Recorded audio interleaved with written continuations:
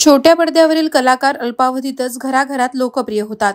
Colours Marathi वाहिनीवर 2022 मध्ये भाग्य दिले तू मला ही मालिका प्रेक्षकांच्या भेटीला आली होती. या मालिकेतील राज कावेरीच्या जोडीनं सर्वत्र अधिराज्य गाजवलं होतं. मालिकेत अभिनेत्री जान्हवी किल्लेकरनं सानिया हे खलनायिकेचं पात्र साकारलं होतं. नकारात्मक पात्र असलं तरी देखील जान्हवी प्रेक्षकांची आवडती झाली होती. काही दिवसांपूर्वीच या मालिकेनं प्रेक्षकांचा निरोप घेतला.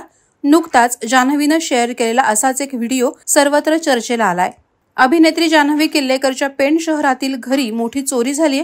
जान्हवी आणि तिच्या कुटुंबियांचं पेणमध्ये एक मिनी बंगलो आहे. हे वीकेंड होम असून ती आणि तिचे कुटुंबीय तिथे वीकेंडला जात असतात. गेल्याच आठवड्यात तिचे कुटुंबीय जेव्हा पेणला गेले तेव्हा घरी चोरी झाल्याचं समोर आलं. घरातून काही महागड्या वस्तू लंपास झाल्याचं जान्हवीनं व्हिडिओत सांगितलंय. धक्कादायक बाब म्हणजे हाच धक्का सहन न झाल्यानं तिच्या आईची तब्येत बिघडली असून त्यांना पॅरालिसिसचा अटॅक आलाय आणि त्या सद्यस्थितीत हॉस्पिटलमध्ये असल्याची माहिती अभिनेत्रीनं आपल्या इंस्टाग्रामवर दिली आहे. नमस्कार, मी अभिनेत्री जान्हवी किल्लेकर. आज अशी अचानक व्हिडिओ बनवण्याच्या मागचं कारण असं आहे की तुम्हा सगळ्यांना माहितीच असेल की माझं पेणमध्ये एक घर आहे. छोटंसं मिनी बंगलो रिसेंटलीच आम्ही बांधलेलं आहे आणि ते आमचं वीकेंड होम आहे. म्हणजे आम्ही फक्त सॅटर्डे संडेला त्या घरी जातो, माझे मम्मी पप्पा वगैरे.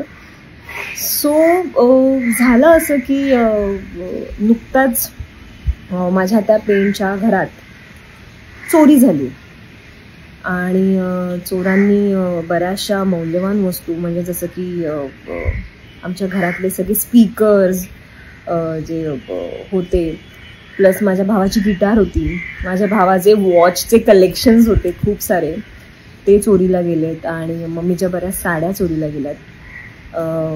अशा बऱ्याच गोष्टी घरातल्या चोरांना जे शक्य झालं घेऊन जायला ते त्यांनी चोरून घेऊन गेलेत आणि AC काढण्याचा पण प्रयत्न केला पण मे बी त्यांना ते जमलं नसेल.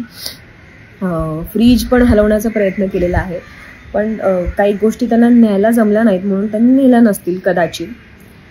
पण व्हिडिओ बनवण्याच्या मागचं कारण असंच आहे की जर तुमचंही असंच एखादं बंद घर असेल किंवा तुमचंही एखादं वीकेंड होम असेल तर प्लीज काळजी घ्या, कारण की चोरांचा अगदी सुळसुळाट झालेला आहे. म्हणजे ते अगदीच मला असं वाटतं की ते नजर ठेवून असतात की या घरी कोण किती वाजता येतं, कधी असतात आणि मग व्यवस्थित वेळ साधून ते लोक चोरी करून जातात.